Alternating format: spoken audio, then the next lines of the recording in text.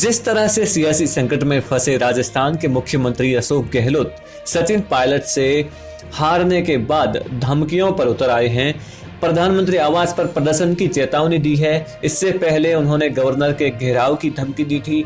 ये कहीं ना कहीं ये साबित कर रहा है कि अशोक गहलोत की हालत बेहद नाजुक स्थिति में है।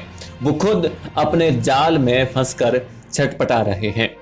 कांग्रेस के राहुल गांधी ने राजस्थान के सियासी घमासान पर अपनी पनौती रूपी जुबान चलाते हुए कहा है कि भारत का लोकतंत्र संविधान के आधार पर जनता की आवाज से चलेगा।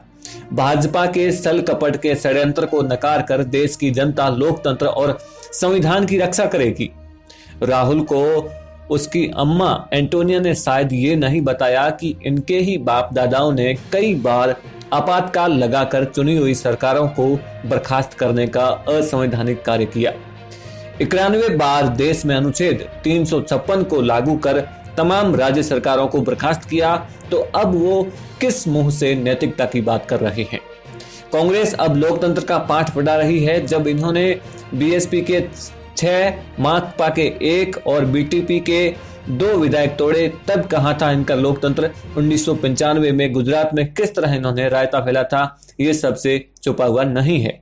उस समय इनका लोकतंत्र कहां गया था।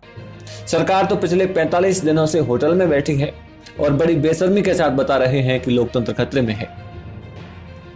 गहलोत ने बीते कल शनिवार कहा कि कांग्रेस पार्टी राष्ट्रपति से मुलाकात करेगी और अगर जरूरत पड़ी तो राजस्थान में मौजूदा स्थिति के संबंध में प्रधानमंत्री आवास के बाहर प्रदर्शन भी करेगी। इससे पहले शुक्रवार को राज्यपाल पर दबाव बनाने की कोशिश करते हुए गहलोत ने कहा था कि राज्यपाल बिन दबाव में आए सत्र बुलाएं, वरना पूरे राज्य की जनता अगर राजभवन को घेरने के लिए आ गई तो हमारी जिम्मेवारी नहीं होगी। राज्यपाल से मुलाकात के बाद काफी देर तक कांग्रेस विधायक राजभवन में ही डटे रहे। इसके बाद राज्यपाल का एक पत्र सामने आया था जिसमें उन्होंने कहा था कि इससे पहले कि मैं विधानसभा सत्र के संबंध में विशेषज्ञों से चर्चा करता, आपने सार्वजनिक रूप से कहा कि यदि राजभवन घेराव होता है तो यह आपकी जिम्मेवारी नहीं है।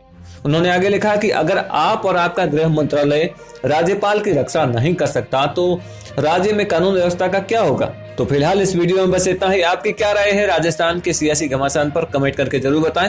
वीडियो पसंद आए तो लाइक कीजिए, शेयर कीजिए और ऐसी ही खबरों के लिए अपना इंडिया चैनल को सब्सक्राइब कीजिए। जय हिंद, जय भारत।